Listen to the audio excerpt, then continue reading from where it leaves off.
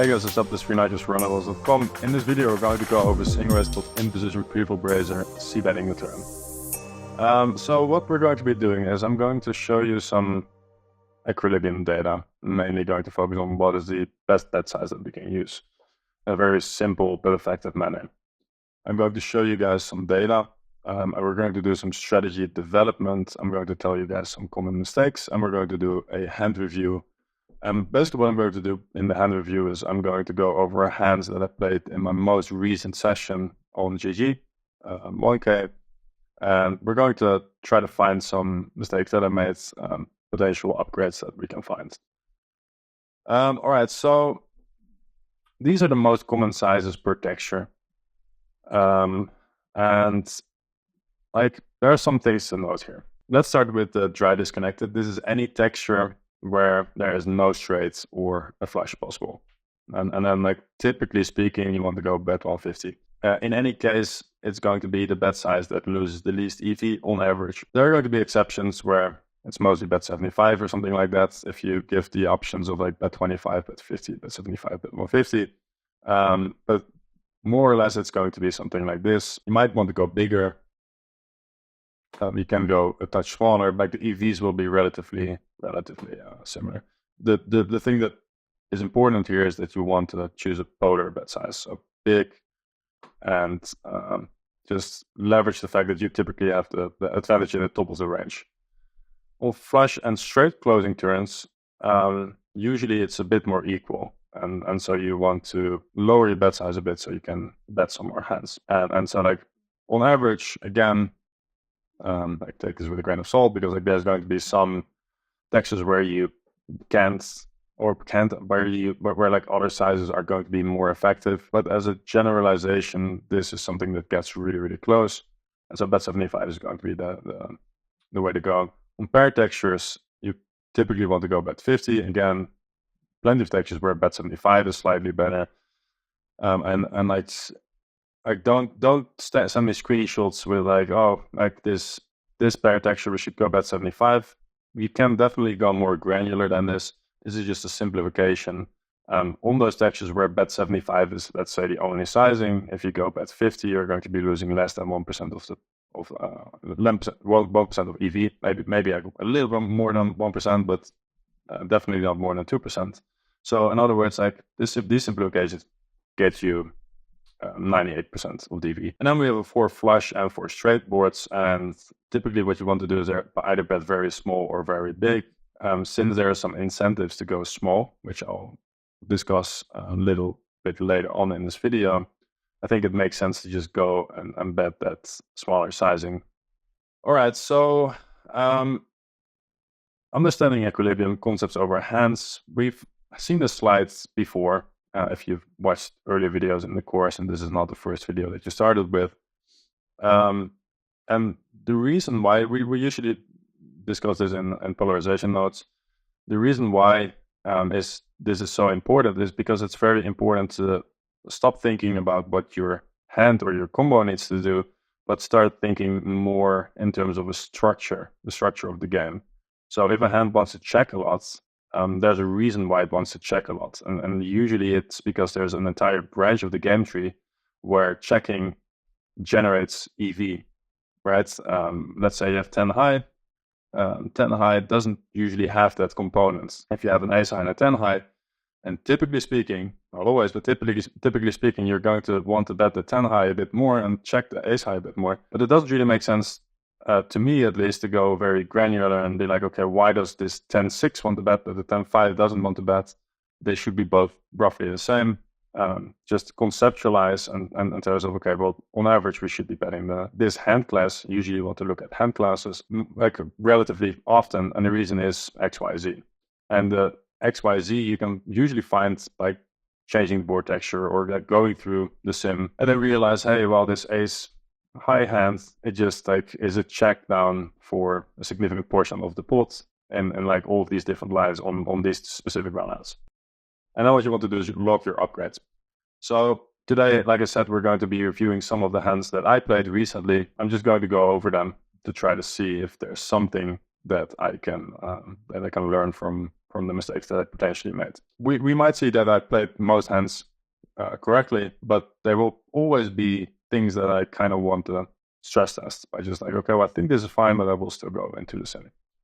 I think you should do that as well, by the way. And then once you've found an upgrade where like, okay, well, this is a hand class that actually needs to be betting much more than I thought, and you find some sort of an answer as to why that is in the sim, then probably what you want to do is lock your upgrade. Like I've said many times before at this point, I usually do that by making flashcards because I think it's a very useful structure to me because I can log the upgrades there. It's like usually 2-3 sentences, and then I can integrate the upgrades later. I can revisit them later by just making sure that I drill one of my sets of flashcards every day. So yeah, this is going to be, I'm just going to make some flashcards hopefully, and then we'll take it from there. Default versus second barrel. If we go from like the largest bet size that we can pick to the smaller bet sizes, one thing that stands out to me at least is that you can see here no overfold versus the largest bet, slight overfold versus the bet 75, more of an overfold versus bet 50, and also a significant overfold versus bet 25. So versus the small sizes, there's actually an overfold. The larger sizes, not so much, and it kind of makes sense. People are just getting used to using defending versus these sizes, but bet 50 and bet 25 don't really happen as often. Now you can immediately see why I'm saying, okay, well, we'll just use the bet 50 on paired boards, where it might very well be that like the average bet size on a paired board is more like, I don't know, like 70% or 66% or something like that, and it might be close to a bet 75 on average than a bet 50. It's just that I expect the pool to be making more mistakes versus bet 50, so I'm just going to use the bet 50 and accept the fact that in some cases I might lose 1 or 2% of the pots. Sorry, not even of the pot of the strategy, like a smaller percentage of the pot usually. I'm just going to be fine with that. And then for flush for straight boards, going bet 25. And again, like these are textures where if you pull any 4 flush up, usually what you'll see is the solver either likes to go really big or really small. And you usually it wants to go both, right? If you go with both options, then won't really use the middle sizes, it will use a small size or a big size. If you simplify to either of the one strategies, so just either very big or very small, the solver is going to be like, okay, well, that's fine, right? You're going to be losing some EV, obviously, because you restrict the different options that the solver has, and so the EV will always be lower if you don't restrict the other side of the game tree as well, like your opponent's game tree. Having said that, it will be minimal. It will be like less than 1% of the pot usually. All right, so raising versus bets. And then we can see versus each sizing, the pool is slightly over raising, except for the small size. Not too significantly. First bet 75, maybe a bit. But yeah, this is not something that I'm taking into consideration when I'm betting mostly. You could probably take it into consideration a bit. Might also be an anomaly because the frequency is already pretty small. And so, yeah, like might be a combination of sample size and this number, equilibrium number, might actually be a bit higher if you change the frequency. Sorry, if you change the preflop ranges a bit and change the different sizes a bit. So there's the equilibrium numbers that we got, they are going to be as accurate as I can make them at the very least. But it's important to recognize that if you're playing 500 ml or 5 ml in a different rate structure, then the raising number is going to be different. If you're playing early position versus big blind or button versus big blind, the number is going to be different.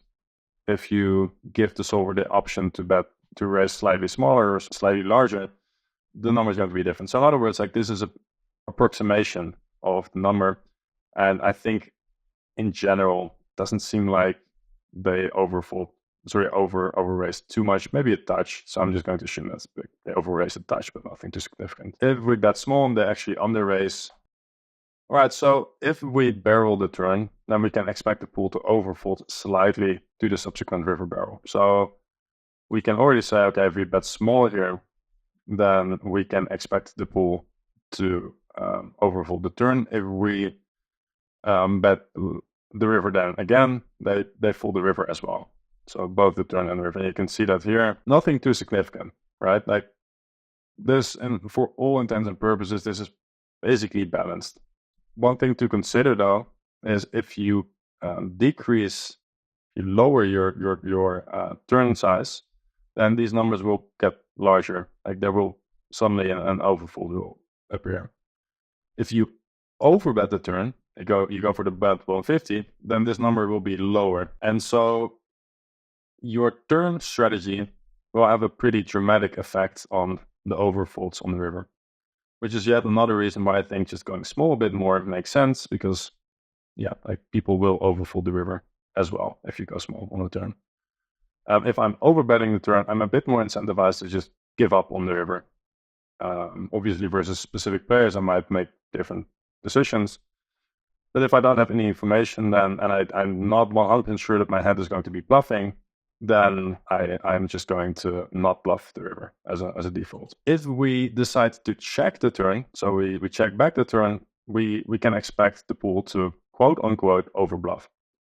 What I mean by that is they are going to bet a relatively high percentage of low pair or worse. Sometimes they are actually value betting, so like that's something to consider. If we have third pair, top kicker or better, we should basically always call. Like the numbers are just well in our favor. But even if they have a bluff, this is going to be a node for villain where, typically speaking, his bluffs are allowed to generate EV. Basically, when we check back the turn, we rarely are going to have a very strong hand. Right? Very strong hands just want to bet themselves. And so because we check back, we are in a situation where we just have a very weak range. And because we have a very weak range, villain can value bet thinly and just usually, if it's not a board-changing river, put all of his bluffs in there. And his bluffs are going to generate EV because we have to overfold, quote-unquote overfold. We have to fold a bit more to the river bets so that we give his bluffs EV. If we don't give his bluffs EV, then his value is going to make too much because the range is too weak. So that's why I put these into quotation marks. It's not actually that I expect them to bluff more than a solver would. It's just, it's a node where they are allowed to bluff a lot, and so they're going to bluff a lot. And we just are allowed to call when we have a bluff catcher, usually. Bluff catcher, in this case, like in this chart is defined as low pair, third kicker. Third pair, top kicker, or better. So obviously we're always going to call that. You can see the chart here. It's not close.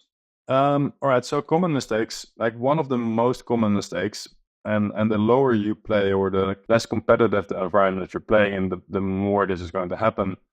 But even in the games where I'm playing in, this is still a very, very common mistake. And it is barreling the turn too linearly. In other words, barreling the top of your range too often.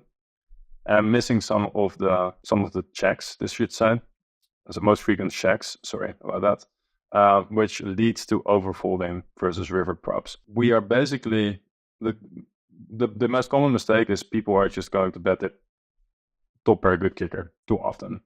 And then once they face a river probe, they end up overfolding.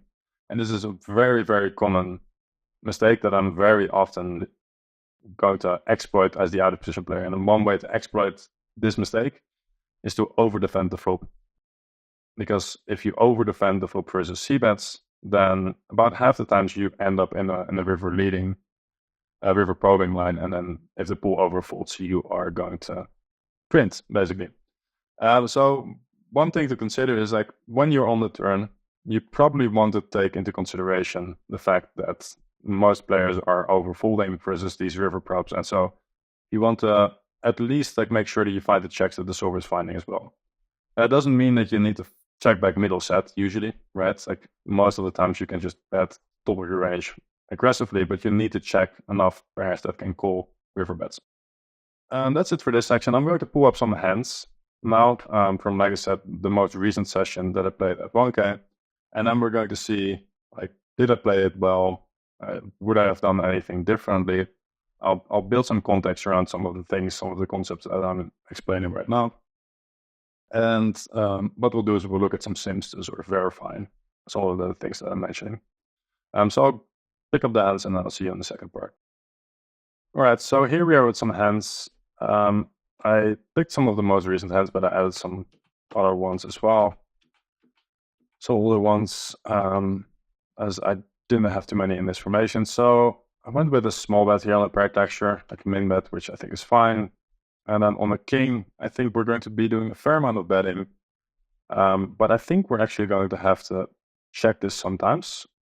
I end up betting here, which I think is fine. It's a pair texture, so I typically want to go half fold. I think on an overcard here, half fold is actually a more common size, so slight mistake probably to just go a bit bigger here. I think in all fairness, this is relatively close to a fine. I wonder if I ever should be checking this back. I could see on like the pair and queen texture that I actually need to check this back sometimes, and I might be making the mistake of going too linearly here and just bet both my turn top pairs too often, and then maybe my top pair top kicker too often. So that's something I'm going to check, and I'll pull up a sim. All right, so here we are. We can see on the king we're doing a lot of betting, which is not too surprising. It's just a very good card for us. And then we can see in filters here that our hand class top pair wants to bet quite frequently, but actually wants to check reasonably often as well. And ace king kind of wants to check a fair bit as well. So I'm probably just betting too often here, if I had to guess with my strategy. Let's see. Probably some ace high calls might be the reason. Not entirely sure why something like king jack wants to bet more often than ace king. Probably has to do with blocking some calls when you have the ace and unblocking some bets on the river. Like if we have an ace, like villain, let's say villain has an ace. He's going to check here on a random river. Like let's say we put like a, I don't know, like a 5 of clubs on there. He's probably going to be checking his aces. Which means that if we have an ace on the turn here, it's going to be a bit less likely that villain is going to check to us on the river with an ace, because he doesn't have the aces as often because we block the ace highs, if that makes sense. So in other words, we block his checks on the river, be getting a bet a bit more often, and that is going to increase the EV of checking here with ace king. Would be my guess that it's something like that. But anyway, I definitely make my most common mistake, or the pool's most common mistake here, by betting just randomly. I think like it's been a couple of days since I played it, but I could see myself just like betting too frequently here. Going with the one big blind back, I'll sometimes go and overbet here, sometimes with a one big blind bet. It will largely depend on who my opponent is, sometimes a little bit on my mood. On the queen, I don't like if I bet polar here, if I overbet here, I'll show that in a sim in a sec. But if I overbet here on the flop, which I think is a fine strategy on a king queen two-tone texture, then this would be a high frequency check. If I bet small, I can still bet sometimes, I think, but still need to check it sometimes as well. I decided to check it this time, which is fine. And we check it out. All right, I showed you guys that in GTO Wizard AI real quick. All right, so we'll first go over the most common strategy, which is go and bet polar on the flop and not bet your entire range. Any sizing between, let's say, 2/3 and 1.5x is probably really close in EV. I'm usually going 125 on these textures. And then you can see that because we go polar, we are going to be betting the top of a range very often, the bottom of a range very often, and then the middle of a range, like second pair and third pair, less often. And I've got to mention this just a second ago, but this is one of the reasons why I would be checking quite frequently, facing a check on the turn here, because we don't really bet the queens very often on the flop, but villain will be calling them a fair bit still, and he will be folding a bunch of his air. Right, he just doesn't have real air anymore. He'll have some flush draws, obviously, so he will have some weak hands in an absolute sense, but they still have a fair amount of equity. So calling his kings and then his queens, and we are not really betting the queens at any meaningful frequency. So I'd be making the mistake of not betting like these as often as I should. So I'm going to have probably even less queens if I look at this. We get a call. queen rolls off, and then villain should be leading a fair bit, 1 in 3 times. So if we expect a check, if we see a check there, I would expect, especially if it's a quick check, I expect my opponent to kind of miss this part of the game tree where he should be leading. And then, like I said, especially if it's a quick check, because then he's just preoccupied with a different hand, automatically checks and then realizes, oh, actually should have a leading range here. And then this is our barrel range. If we remove the checking option here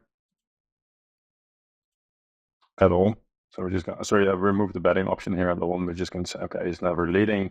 Then, right, so here we have the equilibrium strategy in case villain does have leads. At least leading, in this case, about 40% of the times. In case he does have leads, then we are going to bet about 46.2% of the times. If he doesn't have leads, that frequency will go down because villain's betting range, like right here, his betting range will be stronger than his checking range. And so whenever he checks and still has a betting range, then this checking range is going to be weaker because some of his stronger hands are going to go into the betting range. If you then remove the betting option, then the strong hands will go back into the checking range, which means that you're facing a stronger range. All right, I should be looking at this one. If you face a check in a spot where you know there should be leads, but you expect villain to not know that or to not lead, then you should go ahead and play more passively versus that. All right, so here we have the small betting on the flop, and then how often are we betting the turn, and we can see that we are betting the turn quite frequently. I'm just going to go with the same sizing so we can compare this a bit better.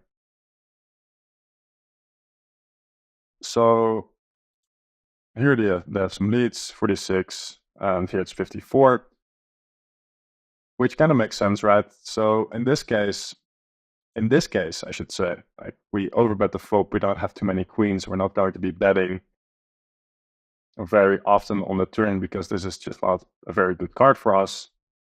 In this case, we bet small on the flop, and if we bet small, we just like bet all our hands here. And so like we're going to have a ton of queens here. Villain is going to have a ton of queens. And yeah, so we basically are in a situation where we are going to have all the queens, he's going to have all the queens, and we still get to bet quite frequently, which is severely different from the option of like villain is going to have all the queens, or like a ton of the queens. We are not going to have the queens as often, and now the queen is a worse card for us.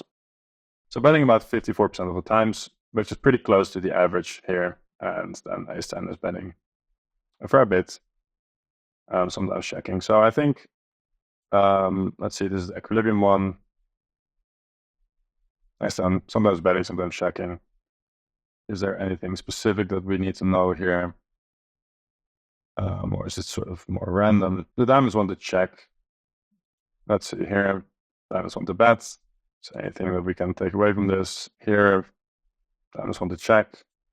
So yeah, this seems to be consistent.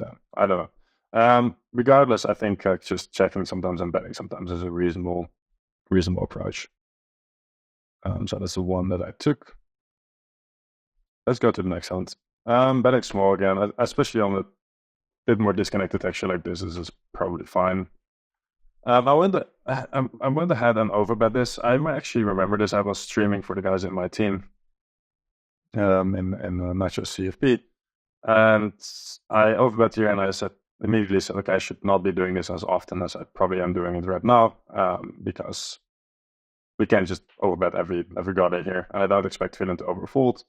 So it doesn't really make too much sense to just randomly overbet your gutters. I should probably be checking this a fair bit. I think if I have a diamond in my hands, I'm allowed to bet a bit more often, because then I unblock some of the check calls on the flop that now are going to check folds. Since I don't have that one, this will be a lower frequency bet, and I expect on average this gutter to be betting less often as well. Simply because I don't draw to the nuts. Like villain can be check calling King 10 of hearts here or something like that, and then I'm going to sometimes lose a very big pot, which is typically not a reason, typically a reason to bet slightly less often.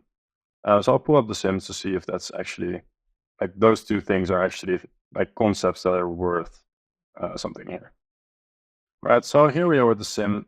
This is actually pretty interesting, as I missed some things when I went over the hand. Some relatively obvious ones, I think. So first of all, let's see. We can see that King 10 is actually checking a bit more than 10-8. 10-8 suited betting a bit more than King 10 suited. Yeah, we basically want to be betting this hand a bit more. They're both indifferent, right? So it's not going to be a massive difference. But still a little difference. I expected when I was reviewing that, I expected it to be reversed and actually to be reversed with a bigger difference as well. I then thought, okay, why is this? And if you want to get the answer to that, usually what you can do is just stress test some of the assumptions that you can make. So for instance, one assumption that I made here is, okay, we want to be betting the 10 high here more often because the checking EV for 10 high is just a bit worse. And for King 10, it's a bit better. Usually there are a couple of reasons, right? So it's not just the one reason, and it might be another reason that I'm completely missing right now, but I think that's something that I would want to check. So one thing you can do is you can say, okay, well, let's say we check here, river is a deuce, we face another check. Do our hands have EV here? So King 10, you actually have you win let's say half a big blind, a little bit more for checking back here. 0.6 big blinds here. Whereas 10-7, you only get some EV for bluffing, but never for checking, right? So kind of makes sense that a hand like 10 high might want to bet a bit more on the turn, and King high a little bit less. I'm actually going to lower the sizing here a little bit to see if we get into a situation where okay, they're actually betting a little bit less now, which is something I didn't expect. Usually the frequency just goes up for range and for most individual combos as well. Anyway, not too important, I guess. Just a little thing that I noticed. And another thing that I forgot to mention here is this is not a rainbow texture. This is actually a flush draw texture. And so you want to bet the ones with a heart most often, right? Because the ones with a heart are going to be good bluffs on hard runouts. And you want to bet your flush draws, and then you want to bet some hands that are going to be good to bluff there as well. So it's a card distribution things on different runouts, which I missed. You can see if we have a heart, the vast majority of the time we're going to be betting. If we don't have a heart, we are going to be checking sometimes. And having a diamond is not too important, seems like. We have some diamonds here, but nothing too important. One of the reasons might be that Vanilla is actually not floating that many 10s or 8s without the diamonds. Because if villain calls it 10 here, it's going to be King 10, 10-8, Jack 10. And if he's calling an 8, it's going to be also gutters. So this might be a bit more relevant if villain called some random, maybe with an ace, it's a bit more relevant to have a diamond in your hand here. Not too sure if that's actually the case. We definitely want to have the hearts. The diamonds seem to be might just not be happening as often here. The spades and the clubs are the worst to have. That's pretty clear. That's what feels like red. One thing, if you're kind of want to actually get an answer there, what you could do is you could say, okay, we want to include a diamond, betting slightly less often. We want the offsuited ones, and we want to include a heart, betting more often, which kind of makes sense. A spade, slightly less often. Club, significantly less. Idea of a little bit more significant. If you exclude a heart, your barreling frequency will go down. Exclude the diamonds, it will go up. Exclude the club, it will go up more. Spades will go up more. Anyway, if we have maybe it's an effect that plays more. This is just me nerding it out a little bit now. So hearts betting more often kind of makes sense. Spades, I'm going to say betting less often. Yes. Clubs less often. Yes. Diamonds slightly less often. Okay, so 28 versus 15 versus 20. So diamonds, you want to diamonds a bit more often, at least for the suited hands. All right, so nice hands. I wouldn't like make a flashcard out of the things that I mentioned here. I will be learning much or enough by just going over this. There's nothing like very crispy, like very clear that I can just be like, okay, this is the heuristic. It's just sort of concepts that are there, and I can't fully explain because like there's too much noise in this sim. Maybe at some point there will be a sim where it's like abundantly clear, or and this has happened many times before, I will simply be a better player in like 6 months or a year, and I will be able to connect some dots that I'm not able to connect right now. Either way, I'm just going to be fine with this hand, and I'm just going to go to the next one. So we'll do the last hand here. And let's see. Well, like we'll do one more sim, I guess. So I went with a 1 big. That's 20% pot, which I think is fine. Yeah, this is going to be okay. I think overbet. Like, this is a pair texture. Intuitively, I want to overbet a fair bit because villain doesn't have as many boats as I do. So it feels like a spot where overbetting is actually fine. I'm not entirely sure, so I want to check it. In the sizing instructions, we said like every pair texture is going to be plat 50 except for deuce, whatever. I think in this case, because it's already paired on the flop, and it's ace, ace, king, and then a 9, we might be able to go relatively large here. But I'll pull up a sim and then we'll see. All right, so here we are, and we can see if we let GTO Wizard pick a sizing, or that's the future that it just picks its own sizings, and it actually wants to go small, so 50% of a pot. We can compare some sizes here. Let's see, so in positions EV is 3.9. Let's say we go ahead and overbet here. 3.86. So about a 1% difference. You can see pretty small difference, but still I sort of expected this to be a bit better to overbet in. I want to play around with this a little bit. So let's say we are on ace 9, and then the turn is a king. And the same thing happens. I kind of want to see what's going on there. So we'll go ahead and make this 20% again. I'll say betting, call, and king of clubs. I think it was. I'm still 40%. If we make it a king of hearts and not a double flush draw, do we go, like usually we go a bit bigger than on non-double flush draws. Just want to see if that's the case. No, it's just the same. Okay. Then I think I know enough, right, that this is just going to be a small bet or check. It was an ace king texture.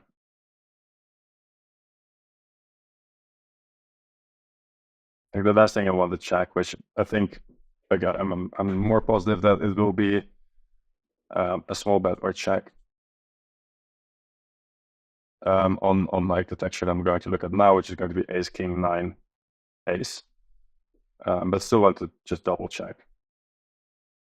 I would be surprised if it's now going over bet. That would be, yeah, it would be very surprising to me.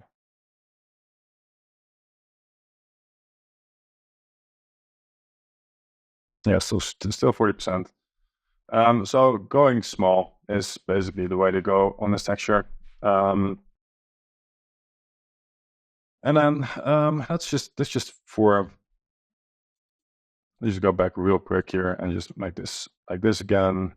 I'm just going to put like the 20% again and call, and then 9. I just want to see, okay, let's say we go for a more polar strategy. Is Queen Jack going to be a good candidate to barrel? It feels like it should, because it blocks like some of the most common aces. Also has some equity, so it feels like a one that should be or could be used quite frequently. And then intuitively, I think the diamonds are going to check a bit more, if I had to guess, but it could be way wrong than here. So diamonds checking more. Here, not really. Queen 10, it's just all checking. It's kind of interesting. Like, I think Jack 10 is actually betting more often because this blocks his most common aces, his strongest, most common aces, more often. Ace Queen is going to be 3-betting a fair bit pre-flop, but Ace 10 is not, so this would be a more frequent bet, I think. And then, yeah, like our hand is just betting sometimes, checking sometimes. I would have expected the bets to be a bit more frequent, but whatever, this is close enough. All right, so that's it for this video. If you guys have any questions, drop them in the chat and talk to you guys soon. Bye.